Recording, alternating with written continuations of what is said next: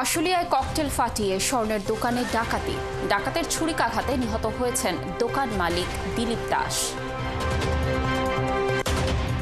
মাগুরায় শিশু ধর্ষণের ঘটনায় উত্তাল সারা দেশ। ধর্ষকের ফাঁসির দাবিতে শিক্ষার্থীদের বিক্ষোভ সমাবেশ ও মশাল মিছিল। দখলে পটুয়াখালীর কলাপাড়ার জিনখাল, দূষণে বন্ধ হয়ে গেছে পানির প্রবাহ। রমজানের শুরু থেকে কুষ্টিয়ায় নিয়ন্ত্রণহীন নিত্য পণ্যের বাজার, বেড়েই চলেছে সব ধরনের পণ্যের দাম। ঈদকে ঘিরে জমজমাট ভৈরবের জুতা শিল্প, জুতা তৈরিতে ব্যস্ত ৫,০০০ কারখানার কয়েক লাখ শ্রমিক।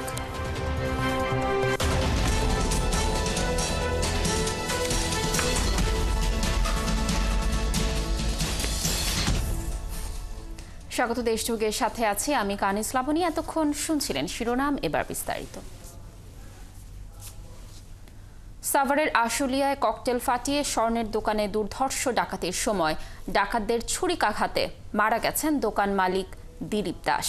রবিবার রাত ৯টার দিকে নয়েরহাট এলাকায় দিলীপ স্বর্ণালয় নামে একটি স্বর্ণের দোকানে এই ডাকাতি হয়। এ ঘটনায় পুলিশ ও সেনাবাহিনীর সদস্যরা ঘটনাস্থল পরিদর্শন করলেও লুট হওয়া জিনিসপত্রের পরিমাণ জানাতে পারেনি। বিস্তারিত প্রতিবেদনে। রবিবার রাত ৯টার দিকে সাভারের আশুলিয়ায় নয়ারহাট এলাকায় দিলীপ স্বর্ণালয় নামে একটি দোকানে হামলা চালায় ৪ জন ডাকাত। এ সময় তাদের ছুরিকাঘাতে মারা যান দোকান মালিক দিলীপ দাস। প্রত্যক্ষদর্শী ও পুলিশ জানায়, রাতে তারাবির নামাজের সময় ফাঁকা বাজারে নিজ স্বর্ণের দোকান বন্ধ করছিলেন দিলীপ দাস। এ সময় ৪-৫ জন দুর্বৃত্ত ককটেল ফাটিয়ে আতঙ্ক ছড়িয়ে দোকান মালিক দিলীপকে ছুরিকাঘাত করে গুরুতর জখম করে। পরে দোকান মালিকের কাছে থাকা একটি ব্যাগ নিয়ে পালিয়ে যায় দুর্বৃত্তরা। দোকান বদ্ধ করে শাটার নামানোর সময় ওই ব্যাগ হাতে ছিল, পিছন থেকে ব্যাগ ধরে টান দিয়েছে, সারে নাই, চাপাটিতে কূপ দিয়েছে। 20-25 ভরির মতো হবে। 5 টাকা ছিল। হবে আপনার দিয়ে মনে করেন যে আপনি খাইতে বসি, এমন যাতে আমার একদিন ফোন দিয়ে বলতো তোমার দোকানের সামনে স্বর্ণের দোকানে টাকা দিয়েছে। আমি হবাইতেছিলাম আইলে মই জায়গার থেকে আইসে যায় দেখি ধুমাতে ভরে গেছে। পর দেখতেছি তো একটা প্রাইভেট কার চলে গেল টান দেয়া, আর দেখি যে একজন লোক মানে রক্তাক্ত, যে উনি ওনার বউ দিয়ে টানতে টানতে লেগে গেছে। 3-4টা ঘটনাই ঘটলো, এটা কোনো অস্বাভাবিক ঘটনা ঘটছে। এরপর এলাকার লোকজন গুরুতর আহত অবস্থায় দোকান মালিককে উদ্ধার করে সাভার এনাম মেডিকেল কলেজ হাসপাতালে নেয়ার পর কর্তব্যরত চিকিৎসক মৃত ঘোষণা করেন। বুকে বড় ক্ষত ছিল, গালের ডান পাশে ক্ষত ছিল, পিঠে ক্ষত ছিল। আমরা চিকিৎসা শুরু করেছিলাম আর কি, তবে চিকিৎসা শুরু করেছি কিন্তু উনি মানে চিকিৎসা করতে করতেই মারা গেছে আর কি।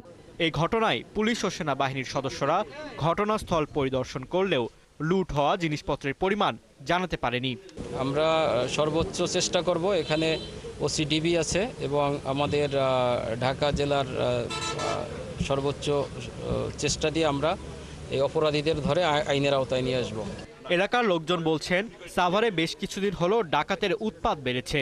আর পুলিশের পরিসংখ্যান বলছে, গত আগস্ট থেকে জানুয়ারি পর্যন্ত 6 মাসে ডাকাতি ও দস্যুতার ঘটনায় মামলা হয়েছে 1145টি, যা 2023 সালের আগস্ট থেকে 2024 সালের জানুয়ারি পর্যন্ত সময়ের তুলনায় 50% বেশি।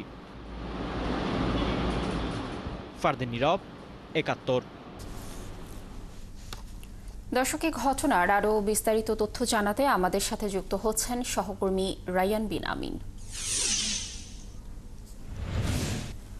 রায়ান, এই ঘটনায় এখনো কোনো মামলা হয়েছে কিনা, আর নিরাপত্তা সংস্থা কোনো কাউকে আটক করেছে কিনা, কি বলছে পুলিশ এ ব্যাপারে?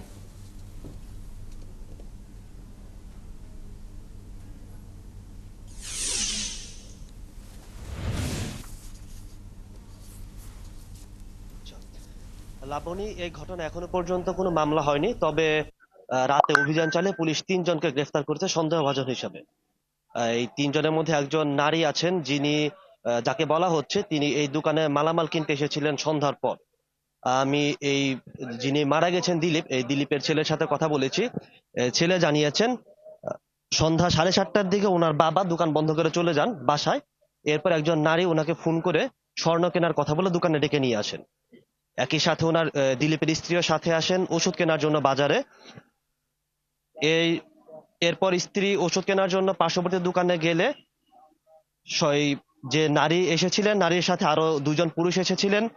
তারা প্রথমে দিলীপকে যখন স্বর্ণ কেনা শেষে দোকান থেকে বের হয়ে যাবেন দিলীপ, এমন অবস্থায় 3 জন পার্শ্ববর্তী যে রাস্তা আছে সেখান থেকে এসে দিলীপকে উপর্যুপরি চাপাতিতে আঘাত করে। 4টি আঘাত তার শরীরে আছে, যেটি চিকিৎসক জানিয়েছেন, এবং অতিরিক্ত রক্তক্ষরণে তার মৃত্যু হয়েছে। পুলিশের সাথে কথা বলেছি, পুলিশ যে 3 জনকে আটক করেছে তাদের জিজ্ঞাসাবাদ করছে। তারা সন্দেহভাজন হিসেবে আটক করেছে। আর এই বাজারে এর আগে অর্থাৎ গত 3 বছরের মধ্যে আরো 2বার ডাকাতি হয়েছে। এটি ছাড়াও আরো 2বার ডাকাতি হয়েছে। পার্শ্ববর্তী নদী আছে, নদী থেকে এর আগে একবার ডাকাতি হয়েছে এই বাজারে। পরবর্তীতে তারা বাজারে নিরাপত্তা জোরদার করেন, কিন্তু তাতেও এখানকার যারা বাজারে ব্যবসায়ী যারা আছেন তারা বলছেন যে তাতে খুব একটা কাজ হচ্ছে না। তারা চাঁদার পরিমাণ বাড়িয়েছেন নিরাপত্তার জন্য, তারা পুলিশের সহায়তা চেয়েছেন এর আগে অনেকবার, কিন্তু এই বাজারের যে ডাকাতি বা বাজারের যে ছিনতাই বা যে অপরাধ, এগুলো কোনোভাবেই কমানো যাচ্ছে না। এই ছিল আমার কাছে ঘটনাস্থল থেকে সবশেষ তথ্য।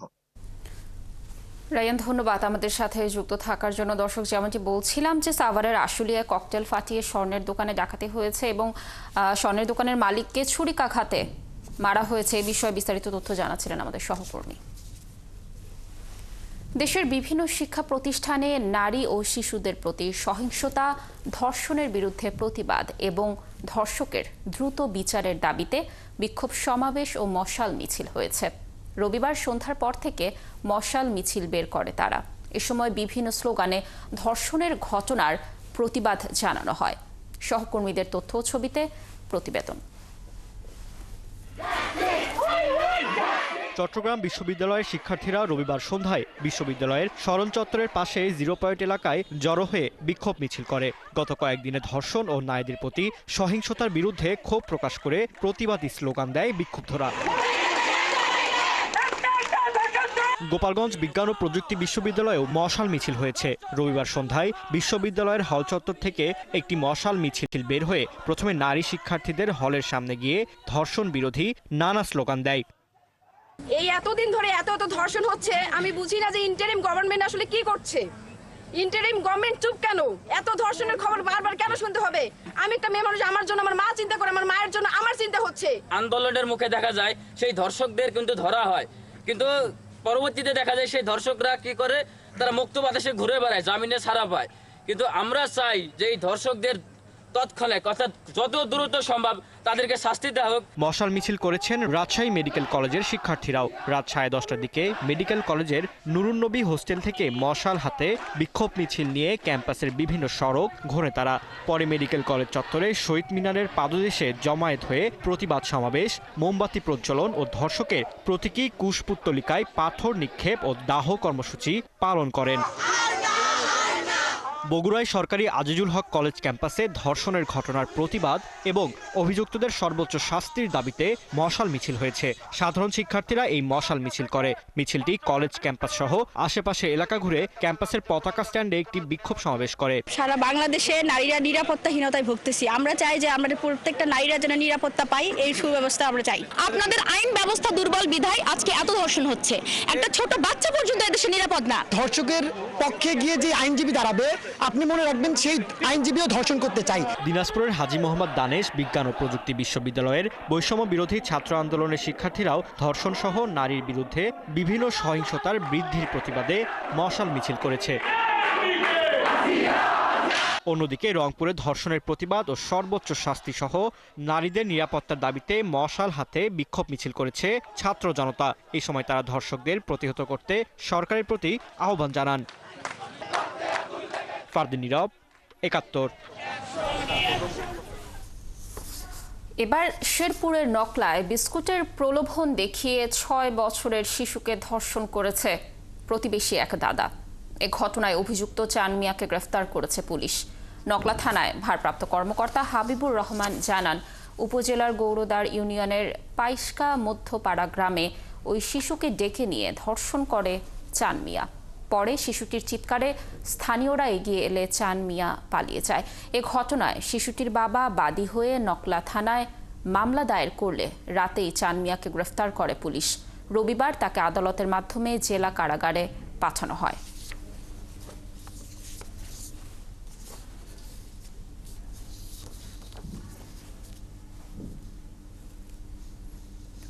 শেরপুরের নকলায় বিয়ের প্রলোভন দেখিয়ে এক ইটভাটা কিশোরী শ্রমিককে ধর্ষণের অভিযোগে সাব্বির হোসেন গাজী নামের আরেক শ্রমিককে আটক করেছে পুলিশ।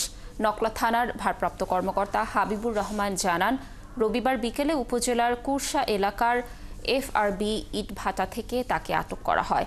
দীর্ঘদিন ধরে উপজেলার FRB ইটভাটায় ওই কিশোরী ও খুলনার গদাপুর এলাকার সাব্বির শ্রমিক হিসেবে কাজ করছে। সেই সুবাদে তাদের মধ্যে প্রেমের সম্পর্ক গড়ে ওঠে। প্রেমের সম্পর্কের জেরে সাব্বির বিয়ের প্রলোভন দেখিয়ে একাধিকবার শারীরিক সম্পর্ক করে। এদিকে ইটভাটার কাজ বন্ধ হয়ে যাওয়ায় সাব্বির খুলনায় নিজ বাড়িতে চলে যেতে চাইলে কিশোরী বিয়ের কথা বলে। এ সময় সাব্বির সম্পর্ক অস্বীকার করে। পরে কিশোরী নকলা থানায় ধর্ষণের অভিযোগ দায়ের করলে পুলিশ সাব্বিরকে আটক করে।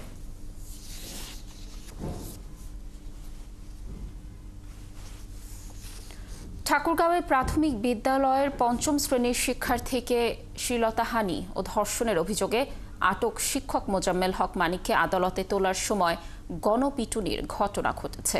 রবিবার সকালে অভিযুক্ত শিক্ষক মানিককে আদালতে তোলার সময় এই ঘটনা ঘটে। পরিস্থিতি নিয়ন্ত্রণে আনতে পুলিশ অভিযুক্তকে পুনরায় কোর্ট হাজতে প্রেরণ করে।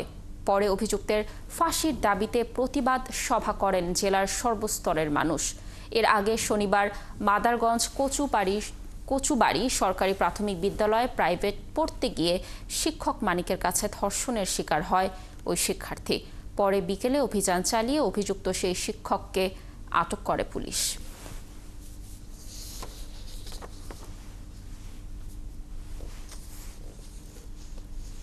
সুনামগঞ্জের ছাতক উপজেলার বনগাঁও উত্তরপাড়া মসজিদে কেরাত পড়তে আসা এক কিশোরীকে ধর্ষণের অভিযোগে মসজিদের ইমাম মাওলানা শফিকুর রহমানকে আটক করেছে পুলিশ।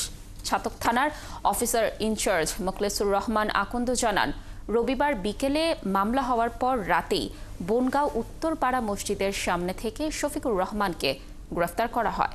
গত বৃহস্পতিবার দুপুরে জোহরের নামাজের পর ইমাম শফিকুর রহমান ওই কিশোরীকে বিশেষ কাজ আছে বলে নিজের কক্ষে ডেকে নিয়ে ধর্ষণ করে। এ সময় এই ঘটনা কাউকে বললে ওই কিশোরীকে হত্যা করার হুমকিও দেয়। পরে আবারও গত শনিবার তাকে ধর্ষণ করে শফিকুর। পরে ওই কিশোরী বাড়িতে গিয়ে পরিবারকে ঘটনাটি জানালে তারা থানায় মামলা করে।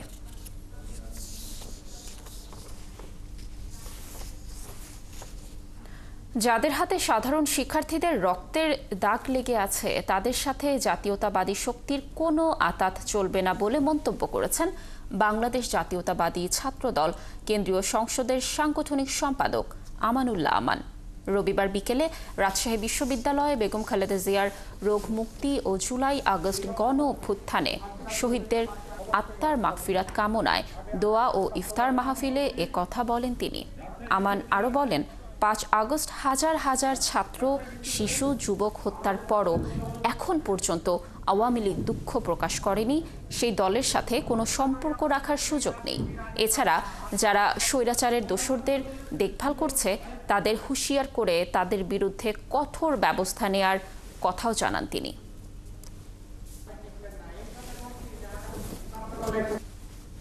আওয়ামী লীগের সাথে কারো কোনো ধরনের সম্পর্ক থেকে থাকলে সেইটা পরিহার করতে হবে। বাংলাদেশের সাধারণ শিক্ষার্থীদের রক্তরঞ্জিত ওই হায়নাদের সাথে জাতীয়তাবাদী আদর্শের কোন নেতা কর্মীর কোন সম্পর্ক থাকতে পারে না বিশ্বাস করে। গাজীপুরে সংবাদ প্রকাশের জেরে প্রকাশ্য মিছিল করে দৈনিক নয়া দিগন্তের শ্রীপুরের সাংবাদিক মুজাহিদকে হত্যার হুমকির প্রতিবাদে মানববন্ধন ও প্রতিবাদ সমাবেশ অনুষ্ঠিত হয়েছে। রবিবার জেলা প্রশাসক কার্যালয়ের সামনে এই কর্মসূচি হয়। এতে জেলার বিভিন্ন স্তরের গণমাধ্যম কর্মীরা বক্তব্য রাখেন। এ সময় বক্তারা হুমকিদাতাদের দ্রুত গ্রেফতার ও দৃষ্টান্তমূলক শাস্তির দাবি জানিয়ে বলেন, সাংবাদিকদের নিরাপত্তা নিশ্চিত করা রাষ্ট্রের দায়িত্ব। প্রশাসন দ্রুত ব্যবস্থা না নিলে সাংবাদিক সমাজ কঠোর কর্মসূচি ঘোষণা করবে।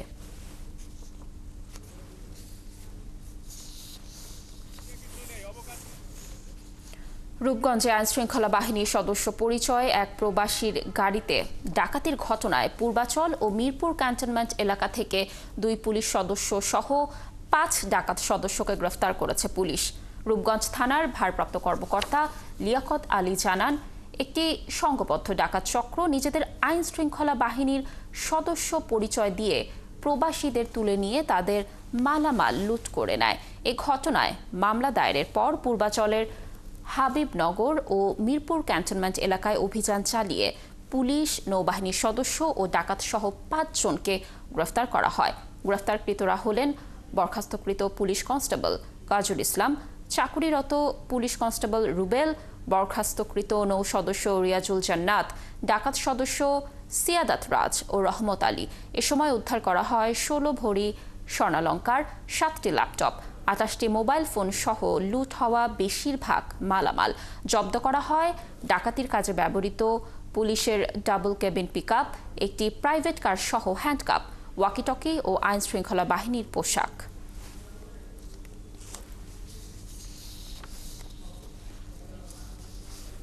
পরে যখন পূর্বাচলে থাকা পিকআপ ভ্যান থেকে তাদেরকে নামিয়ে দেওয়ার চেষ্টা করে মালামাল রেখে, তখন ওই স্থানীয় জনতা সহ লোকজন ওই গাড়িটি সহ গাড়িতে থাকা 2 জন ডাকাতকে আটক করে এবং তাৎক্ষণিক খবর দিলে পাশে আমাদের পূর্বাচল পুলিশ ক্যাম্প এবং ওখানে র্যাব ক্যাম্পের সহায়তায় তারা র্যাব ক্যাম্পে যায়। এরপরে অভিযান চালিয়ে মিরপুর থেকে আরও 3 জন আর এখানে 2 জন, মোট 5 জনকে আমরা অ্যারেস্ট করতে পারি। আমাদের অভিযান অব্যাহত আছে, এদের সাথে জড়িত আরও কয়েকজনের নাম আমরা পাইছি, তাদেরকে গ্রেপ্তার অভিযান চলমান আছে। লক্ষ্মীপুরের মেঘনা নদীতে অভিযান চালিয়ে 13 জেলেকে আটক করেছে নৌপুলিশ। পরে তাদের আদালতের মাধ্যমে জেল হাজতে পাঠানো হয়েছে।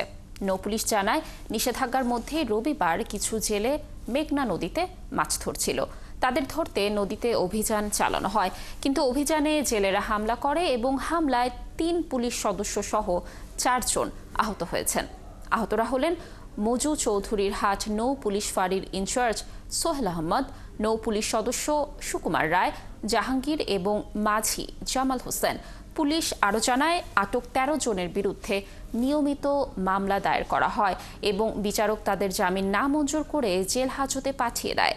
অভিযান 4টি নৌকা সহ 531 মিটার কারেন্ট জাল জব্দ করা হয়েছে।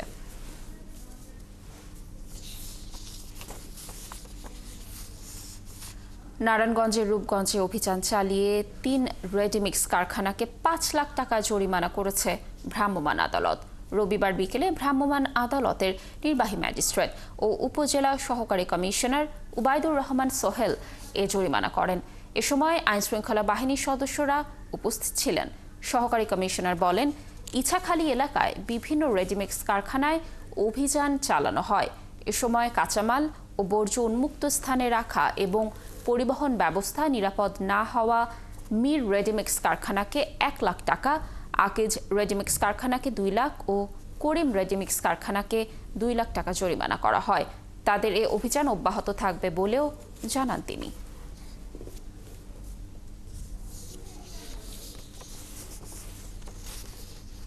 গাইবান্ধার পলাশবাড়িতে জুনদহ এলাকায় অভিযান চালিয়ে একটি ইট ভাটা ভেঙে দেওয়া হয়েছে। গাইবান্ধা জেলা প্রশাসন এবং পরিবেশ অধিদপ্তর এই অভিযান পরিচালনা করে।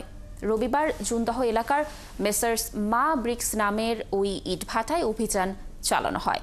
এ সময় ভাটার শ্রমিক ও স্থানীয়দের বাধার সম্মুখীন হন কর্মকর্তারা। পরে পরিস্থিতি নিয়ন্ত্রণে এনে ইট ভাটার আগুন নিভিয়ে ইটের খামাল ভেঙে দেওয়া হয়।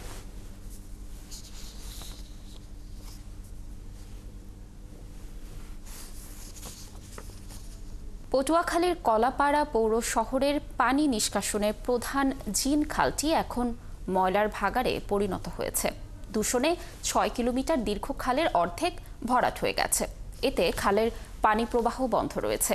বেড়েছে মশা, মাছি ও পোকামাকড়ের উপদ্রব।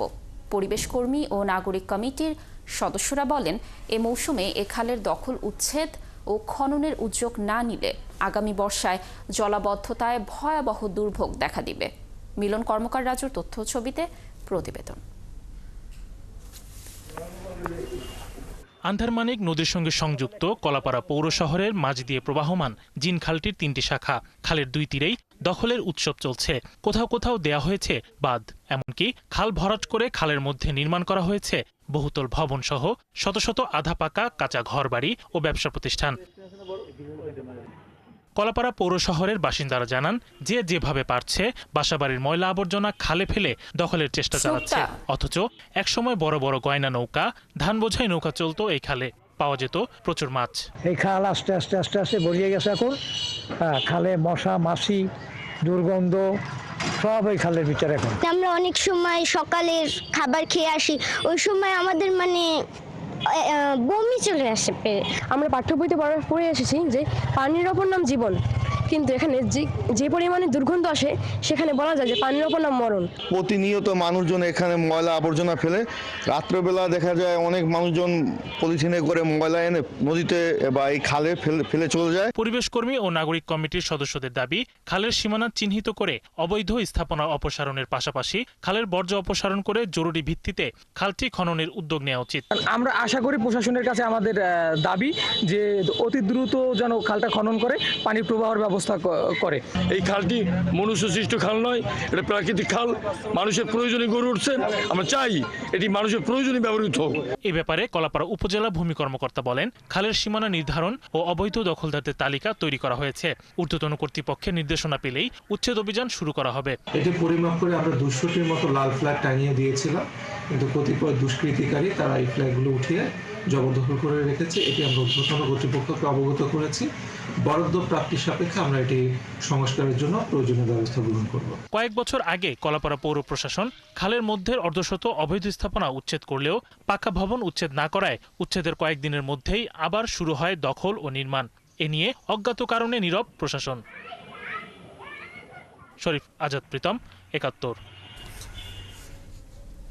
জিনখালের দখল ও দূষণে দুর্ভোগে রয়েছে মানুষ। দর্শক, এই বিষয়ে বিস্তারিত তথ্য জানাতে আমাদের সাথে সরাসরি যুক্ত হচ্ছেন সহকর্মী মিলন কর্মকার রাজু।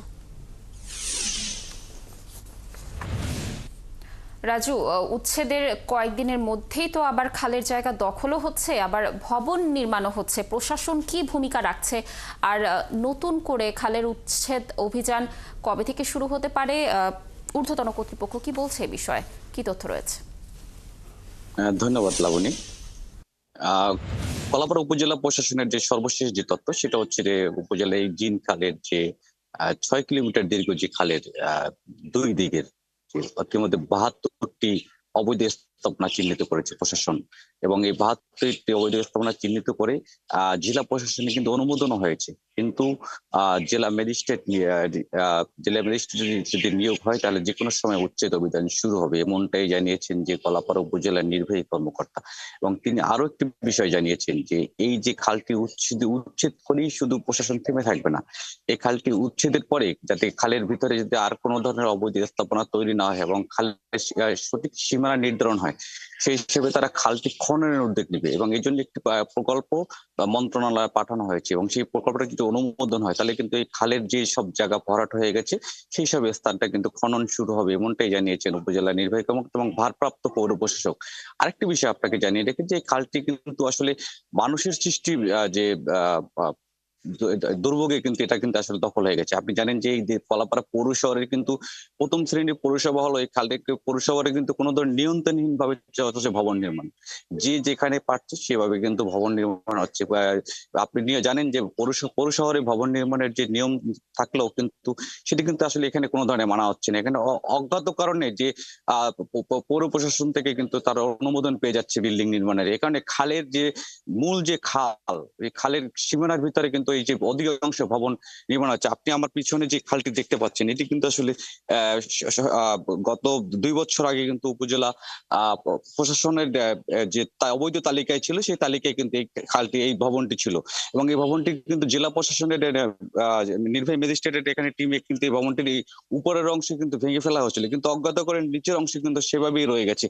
এভাবে কিন্তু যে এই ভবনের মতো কিন্তু প্রচুর ভবন রয়েছে এই খালের ভিতরে, এবং এই ভবন থাকার কারণে কিন্তু যে যেভাবে পারছে সেখানে কিন্তু ভবন নির্মাণ করছে। আরেকটি বিষয় আপনাকে জানিয়ে রাখি, সেটা হচ্ছে যে শুধু ভবন নির্মাণ না, এই খালটা কিন্তু বিভিন্ন ভাবে ভাগ করে নেওয়া হয়েছে। আপনি জানেন যে কলাপাড়া রহমতপুর অংশের এই খালটির রহমতপুর অংশের কিন্তু বিশাল একটি অংশ কিন্তু ইতিমধ্যে দখল হয়ে গেছে, এবং এই খালটির পুকুর খনন করে পুকুরের মতো করে সেখানে কিন্তু তারা ব্যক্তি উদ্যোগে মাছ চাষ করছে। এই কারণে কিন্তু যে সেখানকার যে ময়লা আবর্জনা, সেখানে কিন্তু ময়লা আবর্জনা কিন্তু বের হতে পারছে না। এই যে আগামী যে বর্ষা মৌসুম শুরু হবে, এই বর্ষা মৌসুমে কিন্তু এখানকার যে বর্জ্য ব্যবস্থাপনা এবং পানি নিষ্কাশনের যে দুর্ভোগটা সেটা কিন্তু চরম আকার ধারণ করবে। গত বছর বর্ষা মৌসুমে কিন্তু কলাপাড়া পৌর শহরের চিঙ্গুরের রহমতপুর এলাকা কিন্তু সপ্তাহের পর সপ্তাহ পানিতে নিমজ্জিত ছিল। এবং এই খালটি খনন যদি না হয় এই মৌসুমে, তাহলে কিন্তু যে আগামী যে বর্ষা মৌসুম শুরু হতে যাচ্ছে সেখানে কিন্তু এই দুর্ভোগটি কিন্তু আরো বাড়বে। এবং একই সাথে এই খালটির যে বাদুতলি অংশ, সেই বাদুতলি অংশ কিন্তু বিভিন্নভাবে দখল হয়ে গেছে। রাজু, ধন্যবাদ আমাদের সাথে যুক্ত থাকার জন্য। আপনি তথ্য সংগ্রহ করতে থাকুন। দর্শক, যেমনটি জানাচ্ছিলাম যে জিন খালের দখল ও দূষণে দুর্ভোগে পড়ছে মানুষ, এই বিষয়ে বিস্তারিত তথ্য জানাচ্ছিলেন আমাদের সহকর্মী। রমজানের শুরু থেকেই কুষ্টিয়ায় নিয়ন্ত্রণহীন নিত্যপণ্যের বাজার। বেড়েই চলেছে সব ধরনের পণ্যের দাম। বেগুন, শসা, কাঁচামরিচ সহ রমজানের বেশিরভাগ চাহিদার পণ্যগুলোর দাম বেশ চড়া। অন্যদিকে সয়াবিন তেলও মার্কেট থেকে গায়েব হয়ে গেছে। ফলে চরম বিপাকে পড়েছেন নিম্ন ও মধ্য আয়ের শ্রমজীবী মানুষ। এ অবস্থায় বাজার নিয়ন্ত্রণ ব্যবস্থাকেই দুষছেন তারা। শাহিন আলীর তথ্য ছবিতে প্রতিবেদন। প্রথম রোজা থেকেই কুষ্টিয়ায় নিয়ন্ত্রণহীন হয়ে আছে নিত্যপণ্যের বাজার। বিশেষ করে রমজানে চাহিদা বেশি থাকা লেবু, শসা, কাঁচামরিচ, বেগুন, খেজুরের দাম বেড়েছে দ্বিগুণ। ক্রেতারা বলছেন প্রতিদিনই লাফিয়ে লাফিয়ে বাড়ছে সব ধরনের পণ্যের দাম। সবজির দাম কিছুটা নিয়ন্ত্রণে থাকলেও অন্যান্য পণ্যের দাম চড়া। এতে নিম্ন ও মধ্য আয়ের মানুষ পড়েছেন বিপাকে। সাধারণ মানুষ তো এসব কিনে খেতে পারছে না, সব দাম দেখি ভয় পাচ্ছে। রোজা হিসাবে দাম কমবে না সবকিছুর? অনেক কিছুরই দাম বেড়ে গেছে, বুঝছেন।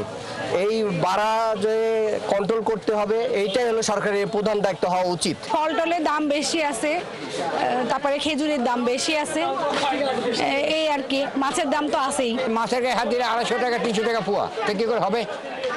আর অন্য তো তেল মেল তো বাজারে নেই, বড় হয়ে গেছে। এদিকে বিক্রেতারা বলছেন রোজা আসলেই সব পণ্যের দাম বাড়িয়ে দেয় মহাজন ও ডিলাররা, যে কারণে তাদেরই বেশি দামে পণ্য কিনতে হয়। এছাড়া কোম্পানি থেকে সয়াবিন তেলের সরবরাহ কমেছে, তাই বাজারে সংকট তৈরি হয়েছে। গতবার যে রেট ছিল তার থেকে এভারেজ 3-4 টাকা বেশি, 10 টাকা কেজি প্রতি বেশি হয়েছে। আর সবথেকে বড় বিষয়, আমরা কাস্টমারের তেল মেল দিতে পারছি না। ছোলা বা ভাজা পোড়া যারা খাবে তাদের তো আগে তেল লাগবে, তেল নাই, তেল শর্ট হয়ে গেলে তাহলে মানুষ কিভাবে চলবে, কিভাবে খাবে? প্রতিনিয়ত দ্রব্যের দাম বাড়লেও বাজার মনিটরিং এর সাথে জড়িত কর্মকর্তারা বলছেন বাজার নিয়ন্ত্রণে নিয়মিত কাজ করছেন তারা। এই পুরো রমজান জুড়ে বাজার স্থিতিশীল স্বাভাবিক থাকবে এবং কেউ যদি অস্থিতিশীল, অতি মুনাফা বা অতি মজুত করতে যায়, অবশ্যই তার বিরুদ্ধে আইনগত ব্যবস্থা গ্রহণ করা হবে। দ্রব্যমূল্যের এই ঊর্ধ্বগতি নিয়ন্ত্রণে রাখতে দ্রুত পদক্ষেপ নেবার দাবি জানিয়েছেন কুষ্টিয়ার সাধারণ মানুষ। মনিরা কাজুরি, ৭১। দিনাজপুরের হিলিতে সরবরাহ বাড়ায় কমেছে শসা, লেবু ও বেগুনের দাম। 3 দিনের ব্যবধানে প্রতিটি পণ্যের দাম কমেছে কেজিতে 10 থেকে 20 টাকা। রমজান মাসে এসব পণ্যের দাম কমায় খুশি সাধারণ ক্রেতারা। এদিকে ব্যবসায়ীরা বলছেন চাহিদার তুলনায় সরবরাহ বাড়ায় দাম কমেছে। সামিউল ইসলাম আরিফের তথ্য ছবিতে প্রতিবেদন। রমজান আসলেই দাম বাড়ে সব পণ্যের। এবারও তার ব্যতিক্রম হয়নি দিনাজপুরের হিলিতে। 3 রমজানের মধ্যেই কেজিতে 20 থেকে 30 টাকা বেড়ে যায় বেগুন, শসা ও লেবুর দাম। তবে আবার দাম কমতে শুরু করেছে। দাম কমেছে 10 থেকে 20 টাকা। 3 দিন আগে যে বেগুন বিক্রি হচ্ছিল 60 টাকা কেজি দরে, সেই বেগুন বর্তমানে বিক্রি হচ্ছে 40 টাকা কেজিতে। শসা বিক্রি হচ্ছে 20 থেকে 25 টাকায়, আর লেবু বিক্রি হচ্ছে 30 টাকা হালি দরে।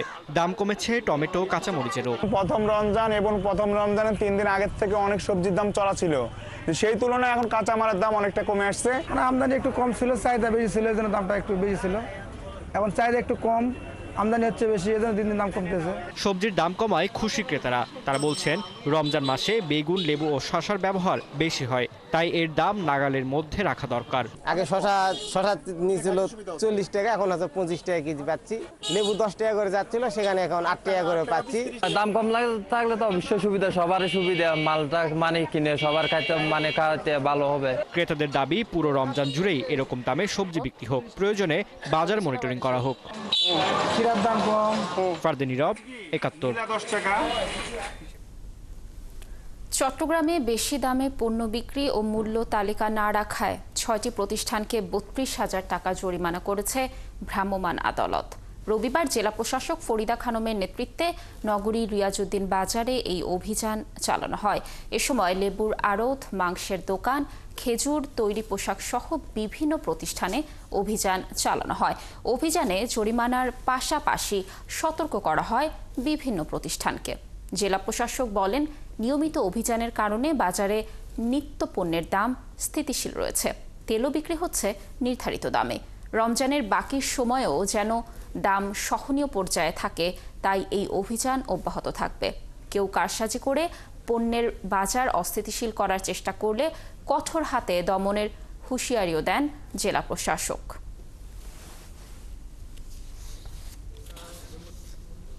অভিযান অব্যাহত থাকবে।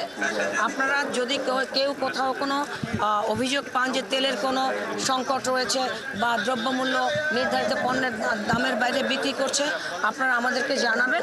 আমরা সঙ্গে সঙ্গে রাষ্ট্রিক অ্যাকশনে চলে যাব। আমরা আপনাদের সহযোগিতা চাই। রমজান মাস পর্যন্ত আমরা চাই ভোক্তা যাতে নির্বিঘ্নে ক্রয় ক্ষমতার ভেতরে থেকে রমজানটা পার করতে পারে, সেই প্রচেষ্টা আমাদের সবার রয়েছে। চাঁপাইনবাবগঞ্জে দরিদ্রদের মাঝে 1 টাকায় ইফতার সামগ্রী বিতরণ করেছে জেলা স্বেচ্ছাসেবক দল, যেখানে পাওয়া যাচ্ছে পেঁয়াজু, ছোলা, আলুর চপ সহ 12 রকমের খাবার। প্রতীকী মূল্যে ইফতার কিনতে পেরে খুশি শহরের ছিন্নমূল ও কম আয়ের মানুষ। এ কেস রোপণের তথ্য ছবিতে প্রতিবেদন। সব বয়সীদের কাছে ইফতার সামগ্রীর মধ্যে বেগুনি, আলুর চপ, পেঁয়াজু কিংবা ছোলা ভাজা খুব প্রিয়। যে কোনো বাজার থেকে যা কিনতে হয় প্রতিটি 5 টাকায়। চাঁপাইনবাবগঞ্জ শহরের নবাবগঞ্জ সরকারি কলেজ গেট এলাকায় এই মুখরোচক খাবারই বিক্রি হচ্ছে মাত্র 1 টাকায়। 12 রকমের পেট পুরে খাওয়ার মতো ইফতার কিনতে পেরে খুশি নিম্নবিত্ত ছিন্নমূল মানুষেরা। আমি প্রতিবন্ধী মানুষ, আমি পেলাম, আমারও ভালো হলো, পরিবার লেখাবো। গরিব মানুষ কিনে খাইতে পারি না, ওই একটা বিনিময়ে এসে করে খায়। 1 টাকা দাম আছে কি, খুবই ভালো লাগলো। এটাই আল্লাহ ওকে দেখ। আমরা 1 টাকা করে ইফতার করছি, পাইছি 1 টাকাতে। খুব আনন্দ করে মানুষ লিছে দিচ্ছে।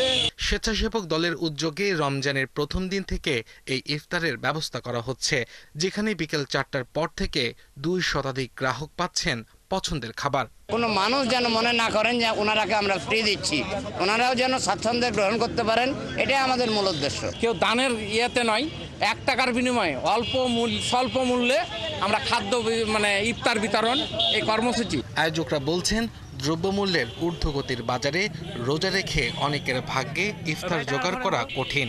মূলত তাদের পাশে দাঁড়াতেই এই উদ্যোগ। 30 রমজান পর্যন্ত চলবে এবং আগামী বছরও আমরা এটা কন্টিনিউ করার জন্য আমরা চেষ্টা করছি, যাতে আমরা এটা সমাজের মানুষ যেন, যারা ছিন্নমূল মানুষ, তারা যেন স্বাচ্ছন্দ্যে ইফতার করতে পারে, এইটা আমাদের মূল লক্ষ্য এবং উদ্দেশ্য। 1 টাকা ইফতার বিক্রির এই উদ্যোগকে সাধুবাদ দিচ্ছেন সুশীল সমাজের মানুষ। আব্দুল্লাহ মামুন, 71।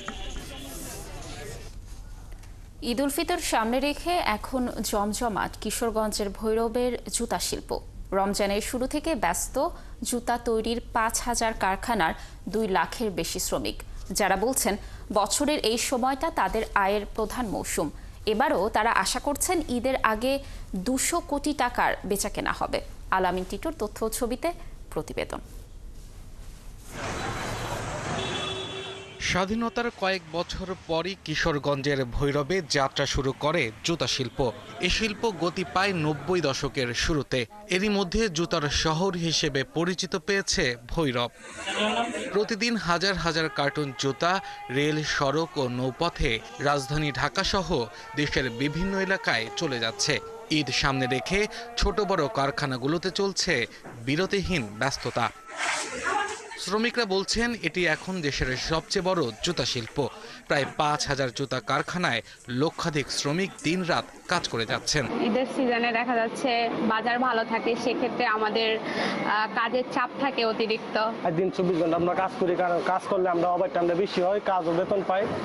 সেই টাকাটা দিয়ে আমরা ঈদে আনন্দ করে চলতে পারো। ঈদের সিজনে সবসময় কাজ বেশি থাকে, সবাই কাজ করে মজা পায়। আল্লাহর রহমতে এই যে বিবিদের, জেন্টস, লেডিস, এরপরে বাচ্চাদের, বেবিদের সব ধরনের জুতা আমরা তৈরি করি এখানে। মনে হচ্ছে ইনশাল্লাহ আমাদের ভালো হবে, সামনে ঈদ সিজন। পাইকাররা বলছেন ভৈরবের জুতা ডিজাইন, গুণগত মান ও দামে সাশ্রয়ী। এবারের ঈদে অন্তত 38টি ব্র্যান্ডের জুতা তৈরি হচ্ছে এখানকার কারখানায়। যাতায়াত ব্যবস্থা খুব ভালো, এখানে মাল খুব সীমিত রেটে পাওয়া যায়, এই জন্য আমরা সাথে সাথে ভৈরব আসি। রেটও কম, আমরা খুব লাভবান হই এবং যাতায়াত সুবিধা খারাপ না। আবার কোরিয়ার সার্ভিসে মহাজনের কাছে মাল চালি করে সে পাঠা দেয়। ভৈরব পাদুকা কারখানা মালিক সমিতির সভাপতি জানান, এবারের ঈদ ঘিরে তারা 200 কোটি টাকার বাণিজ্যের সম্ভাবনা দেখছেন। আমরা যদি সরকারি কোনো সহযোগিতা পাই, যেমন করোনার সময় আমরা 4% লোন পাইছিলাম, এরকম আমাদের এই শিল্পের জন্য 4 বা 7 সর্বোচ্চ 7% লোন যদি পাই সহজ শর্তে, তাহলে আমার এই শিল্পটা আরো আগায় যাবে। বর্তমানে এখানকার তৈরি জুতা এশিয়া সহ মধ্যপ্রাচ্যের 5টি দেশ সৌদি আরব, কুয়েত, দুবাই, ব্রুনাই ও নেপালে রপ্তানি হচ্ছে। আব্দুল আল মামুন, 71। দর্শক, ভৈরবের জুতা শিল্পের আরো তথ্য জানাতে যুক্ত হচ্ছেন আমাদের সহকর্মী আলামিন টিটু। আলামিন, ঈদকে কেন্দ্র করে তো কারিগররা বেশ ব্যস্ত সময় পার করছেন। জুতার বেচাকেনা কেমন চলছে, কি বলছে তারা, আর কেমন বেচাকেনার আশা করছেন কারিগররা, কি তথ্য রয়েছে?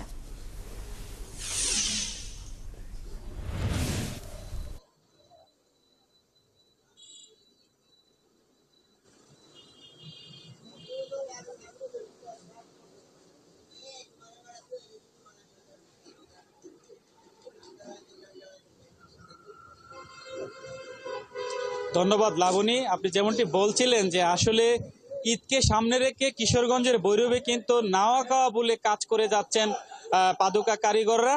এছাড়াও আমরা যেমনটি পাদুকা কারখানা মালিকদের সঙ্গে কথা বলে জানতে পেরেছি যে এবারের ঈদে তারা কিন্তু প্রায় 200 কোটি টাকার লেনদেন করতে পারবে বলে ধারণা করছেন। এছাড়াও আমরা যেমনটি জানি যে এই বন্দরনগরী ভৈরব দেশের রাজধানীর পরেই কিন্তু পাদুকার শিল্পনগরী হিসাবে গড়ে উঠেছে। ফলে কিন্তু আমরা যেমনটি সকালে এসেই দেখতে পেরেছি, আমি এই মুহূর্তে রয়েছে একটি পাইকারি পাদুকা মার্কেটের সামনে, আজিজ সুপার মার্কেটে। এই মার্কেটে কিন্তু সকাল থেকেই পাইকার অর্থাৎ ব্যাপারীরা ভিড় করছেন, আমরা যেমনটি দেখছি। এছাড়াও কিন্তু আমরা যেমনটি জানি যে এই পাদুকা শিল্পের কারিগররা কিন্তু রমজান মাসকে সামনে রেখেই তারা ব্যাপক প্রস্তুতি নিয়ে থাকেন। তো এছাড়াও কিন্তু এখানকার উৎপাদিত পাদুকা দেশের চাহিদা মিটিয়েও বিদেশে রপ্তানি করে প্রচুর পরিমাণ বৈদেশিক মুদ্রা অর্জন করে থাকেন তারা। ফলে কিন্তু দেশের জাতীয় অর্থনীতিতেও এক বিশেষ ভূমিকা রাখছেন এই পাদুকা শিল্প। এই ছিল ভৈরব থেকে আমার কাছে পাদুকা শিল্পের সর্বশেষ খবরাখবর। টিটু, ধন্যবাদ আমাদের সাথে যুক্ত থাকার জন্য। দর্শক, ভৈরবের জুতা শিল্পের তথ্য জানাচ্ছিলেন। ঈদকে কেন্দ্র করে সেখানে ব্যস্ততা বেড়েছে, এই বিষয়ে জানছিলাম আমাদের সহকর্মীর কাছ থেকে। চট্টগ্রাম বন্দরের অধীনে পরিচালিত ঢাকার পানগাঁও কন্টেইনার টার্মিনাল কার্যকর করতে বিভিন্ন উদ্যোগ নিয়েছে বন্দর কর্তৃপক্ষ। এর মধ্যে কন্টেইনার পরিবহনে নির্ধারিত ভাড়া প্রথা তুলে দেয়া হয়েছে। এখন থেকে মেইন লাইন অপারেটর এবং ভেসেল মালিক নিজেরাই দর নির্ধারণ করে নৌপথে কন্টেইনার পরিবহন করতে পারবে। তবে এই সিদ্ধান্তে প্রতিযোগিতা বাড়লেও যাত্রাপথের নিরাপত্তা নিশ্চিতের পাশাপাশি কাস্টমসের হয়রানি না কমালে বন্দরের এই পরিকল্পনা ভেস্তে যাওয়ার শঙ্কা ব্যবহারকারীদের। চট্টগ্রাম থেকে সাইফুল ইসলাম শিল্পীর তথ্য ছবিতে প্রতিবেদন। চট্টগ্রাম বন্দর থেকে আমদানি রপ্তানি পণ্যবাহী কন্টেইনার ঢাকার পানগাঁও টার্মিনালে পরিবহনে মহাসড়কের চাপ কমাতে 2013 সাল থেকে শুরু হয়েছিল নৌপথে কন্টেইনার পরিবহন। কিন্তু সড়ক ও রেলপথে পরিবহন খরচের তুলনায় জাহাজ ভাড়ায় বেশি খরচ, অতিরিক্ত সময় ও পণ্য খালাসে কাস্টম দীর্ঘসূত্রিতা সহ নানান কারণে বিপুল খরচ তৈরি হতে সিদ্ধান্তটি সাফল্য পায়নি। 20 ফুট সাইজ কন্টেইনারের ভাড়া 148 মার্কিন ডলার এবং 40 ফুট সাইজের জন্য 445 মার্কিন ডলার নির্ধারণ করেছিল নৌ পরিবহন মন্ত্রণালয়। অতিরিক্ত ভাড়ার কারণে নৌপথে কন্টেইনার পরিবহন কমছে বলে অভিযোগ ওঠায় আগের সিদ্ধান্ত থেকে সরে এসেছে চট্টগ্রাম বন্দর কর্তৃপক্ষ। সবাই বলছিল যে এটাকে ওপেন করা হলে তারা হয়তো যে আমদানিকারক কিংবা এমএলও এবং যে শিপ ওনার তাদের মধ্যে যদি তারা ভাড়ার রেটটা ঠিক করতে পারে তাহলে এটা অনেক বেশি ভাইব্রেন্ট হবে, কেউ এক্ষেত্রে লস দিবে না, ওটা উইন উইন পর্যায়ে আসবে। তো সেই প্রেক্ষাপট চিন্তা করে এই রুটটাকে আরও বেশি গতিশীল করার জন্যই সরকার কর্তৃক এই সিদ্ধান্তটা নেওয়া হয়েছে। চট্টগ্রাম বন্দর থেকে 2017-18 অর্থ বছরে 20,000 কন্টেইনার পরিবহন হলেও 2022-23 অর্থ বছরে সব রেকর্ড ছাড়িয়ে 35,000 কন্টেইনার পরিবহন হয় চট্টগ্রাম বন্দর থেকে পানগাঁও টার্মিনালে। কিন্তু কাস্টমসের কড়াকড়ি সহ নানামুখী জটিলতার মুখে পড়ে 2023-24 অর্থ বছরে কন্টেইনার পরিবহন 10,000-এ নেমে আসে। এই রুটে কন্টেইনার পরিবহনের জন্য 12টি প্রতিষ্ঠানের 21টি জাহাজকে অনুমতি দেওয়া হলেও বর্তমানে মাত্র 3টি প্রতিষ্ঠানের 5টি জাহাজ কন্টেইনার পরিবহন করছে। ফিক্সড তুলে দেওয়ার কারণে এমএলও এবং ভেসেল অপারেটররা ইচ্ছামতো তাদের সুবিধা অনুযায়ী রেট নির্ধারণ করতে পারবে এবং এতে প্রতিযোগিতাটা বৃদ্ধি পাবে। পানগাঁও কন্টেইনার টার্মিনালের ভাড়া প্রথা পরিবর্তন করে জারি করা সার্কুলার ইতোমধ্যে বিদেশে মেইন লাইন অপারেটরদের জানিয়ে দেওয়া হয়েছে যে এখানে যদি আমরা কস্ট মিনিমাইজ করতে পারি, যেমন এই একটা উদ্যোগে রেটটাকে যদি নেগোসিয়েশন করা যায়, যদি একটা সুষ্ঠু এবং সুন্দর একটা পরিবেশ হয়, তাহলে পানগাঁও তো এগিয়ে যাবে ইনশাল্লাহ। ঢাকার কেরানীগঞ্জে 64 একর জায়গার উপর 154 কোটি টাকা খরচ করে 2013 সালে তৈরি করা হয়েছিল এই পানগাঁও কন্টেইনার টার্মিনাল। বছরে অন্তত 2 লাখ কন্টেইনার হ্যান্ডেলিং সক্ষমতা রয়েছে এই টার্মিনালের। হাসান আহমেদ, 71। ফ্রিল্যান্সার তৈরির কারিগর হিসেবে পরিচিতি পেয়েছেন ঝিনাইদহের শামীম হুসাইন। গত 5 বছর ধরে 35,000 মানুষকে শিখিয়েছেন ফ্রিল্যান্সিং। নিজেও আয় করেন মাসে 5 লাখ টাকা। বেসরকারি প্রতিষ্ঠানের চাকরি ছেড়ে এই কাজ করে সুনাম পেয়েছেন তিনি। এবারের 21শে বইমেলায় তার জীবন নিয়ে একটি বইও প্রকাশ হয়েছে। রাজীব হাসানের তথ্য ছবিতে প্রতিবেদন। ঝিনাইদহের শৈলকুপা উপজেলার আগুনিয়াপাড়ার রফিকুল ইসলাম ও নূরজাহান বেগমের সন্তান শামীম হুসাইন। জীবনের নানা ধাপ পেরিয়ে এলাকার বেকার যুবকদের আইডল হয়ে উঠেছেন তিনি। কুষ্টিয়া ইসলামী বিশ্ববিদ্যালয় থেকে ইনফরমেশন অ্যান্ড কমিউনিকেশন ইঞ্জিনিয়ারিংয়ে স্নাতক শেষ করে কাজ শুরু করেন একটি বেসরকারি প্রতিষ্ঠানে। কিন্তু আরো ভালো কিছুর করার আশায় বিশেষ ডিপ্লোমা নেন ঢাকা বিশ্ববিদ্যালয়ের আইবিএ থেকে। 2018 সাল থেকে শুরু করেন ফ্রিল্যান্সিং। আমাদের এই যুব সমাজকে এলোপাথাড়ি এদিক সেদিক টিকটক, শর্টস, রিলে এই সমস্ত জায়গায় না করে আমাদের যেটা করা উচিত, আমাদের যে কোনো একটা বিষয়ে স্কিল ডেভেলপ করা উচিত। স্কিল ডেভেলপটা করার পরে দেন সে হচ্ছে যে ইন্টারন্যাশনাল মার্কেট প্লেসে কাজ শুরু করে দিতে পারে অ্যাজ এ ফ্রিল্যান্স। শামীম জানান, পড়াশোনা শেষে তার মনে হয়েছে চাকরি না খুঁজে তিনি উদ্যোক্তা হবেন। সেই থেকে পথ চলা। এখন ফ্রিল্যান্সিং করে একাই মাসে আয় করছেন 5 লাখ টাকা। আমাকে এখন বিদেশ থেকে ডলার কামানোর জন্য যে আমেরিকা, ইউরোপ, অমুক জায়গায় যেতে হবে এরকম ব্যাপারটা না আর কি। মানে বাংলাদেশে বসেও যাতে করা যায় সেই ধারণা থেকে আসলে আমার এই ট্রেনিং বলেন বা এই স্কিল আপার প্রতিষ্ঠা করার পেছনের গল্প আর কি। 35,000 তরুণ তরুণীকে প্রশিক্ষণ দিয়ে ফ্রিল্যান্সার হিসেবে গড়ে তুলেছেন শামীম। সেই তরুণ তরুণীরা এখন দেশে বসেই বৈদেশিক মুদ্রা আয় করছেন, যাদের বড় একটা অংশ নিজের পড়াশোনার পাশাপাশি পরিবারের হাল ধরেছেন। আমার মতো হতদরিদ্র গরিব ফ্যামিলিতে যারা আছে তারা হচ্ছে তাদের স্কিলটাকে ডেভেলপ করে ইন্টারন্যাশনাল মার্কেট প্লেসে ফ্রিল্যান্সিং করে কাজ করতেছে। 6 থেকে 9 মাস আমার কমপ্লিট লাগছিল কোর্সটা করতে। দেন আমি মার্কেট প্লেসে অ্যাকাউন্ট করার পরে আস্তে আস্তে কাজ শুরু করি। আমি গুগল অ্যাডসটি কমপ্লিট করি এবং তারপর থেকে আলহামদুলিল্লাহ আমার আর কখনো পিছনে ফিরে তাকাতে হয় নাই। গেল বইমেলায় ফ্রিল্যান্সার গড়ার কারিগর নামে একটি উপন্যাসও বের হয়েছে শামীমকে নিয়ে। এলাকাবাসী বলছেন শামীম এখন তাদের কাছে এক আস্থার প্রতীক। আমি মনে করি আমাদের এলাকার গর্ব, এবং আমরা শুধু আমাদের এলাকায় না, আমাদের এই ছেলে, আমাদের ভাতিজা দুষ্ট ছেলে যে এত দূর উঠে গেছে, আমরা খুব আনন্দিত। সবসময় সহযোগিতা প্লাস দেখাশোনা শত ব্যস্ততার মাঝেও আসে, আমাদের মাঝে থাকে, কথা বলে, বাচ্চাদের সাথে কথা বলে, খোঁজ খবর নেয়। ডিজিটাল মার্কেটিং এর 3টি বড় খাত গুগল অ্যাডস, ওয়েব অ্যানালিটিক্স এবং সার্ভার গাইড ট্র্যাকিং এর উপর প্রশিক্ষণ দেন শামীম। মনিরা কাজুরি, 71। বাংলাদেশ টেলিযোগাযোগ নিয়ন্ত্রণ কমিশনের সংস্কার প্রস্তাবের ড্রাফটে মোবাইল অপারেটর কোম্পানিদের ফিক্সড ব্রডব্যান্ড লাইসেন্স প্রদানের চেষ্টা গ্রহণযোগ্য নয় বলে দাবি করেছেন ইন্টারনেট সার্ভিস প্রোভাইডাররা। শনিবার দুপুরে চট্টগ্রাম প্রেস ক্লাবে অনুষ্ঠিত হয় এই সংবাদ সম্মেলন। এ সময় internet service provider of Bangladesh Chattogram বিভাগীয় কমিটির আহ্বায়ক রাজীব শাহরিয়ার রুবেন্স বলেন, মোবাইল অপারেটরদের ফিক্সড ব্রডব্যান্ড লাইসেন্স প্রদান করা হলে তা দেশের স্থানীয় ইন্টারনেট সার্ভিস প্রোভাইডার খাতকে ধ্বংসের মুখে ফেলবে। সংবাদ সম্মেলনে নতুন সংস্কার প্রস্তাবে ফিক্সড ব্রডব্যান্ড লাইসেন্স শুধু দেশীয় ব্রডব্যান্ড আইএসপিগুলোর জন্য সংরক্ষিত রাখার দাবি জানানো হয়। অন্যথায় আন্দোলনে নামারও ঘোষণা দেন তারা।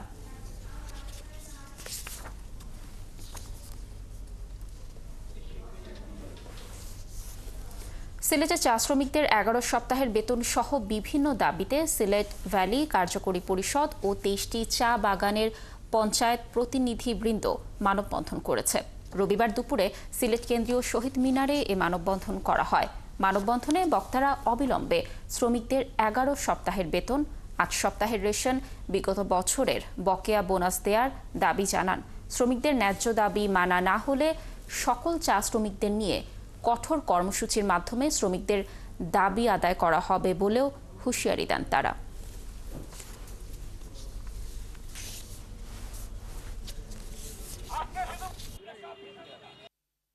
12টি সপ্তাহ চলতেছে, আমাদের বেতন নাই, রেশন নাই এবং মাসিক দাঁড়ি জানা যে আমরা আমাদেরও কোনো অবস্থা নাই, আমাদের বাড়িঘরের অবস্থা নাই, আমরা ঔষধপাতি কোনো সুচিকিৎসা নেই, আমাদের আমরা অনাহারে মরছি, কত সহ্য করবো, ছোট ছোট বাচ্চা কাচ্চা নিয়ে, বুড়া মা বাবা নিয়ে। আমাদের বোনাস, আমাদের বেতন, আমাদের রেশন, আমাদের ঘর বাড়ি, আমরা কিভাবে চলবো, কিভাবে খাইবো আর কিভাবে থাকবো। দর্শক, চলছে দেশচোখ সরাসরি সংবাদ অনুষ্ঠান দেখতে চোখ রাখুন একাত্তরের ফেসবুক পেজে ও সাবস্ক্রাইব করুন একাত্তরের ইউটিউব চ্যানেল। থাকুন একাত্তরের সাথে।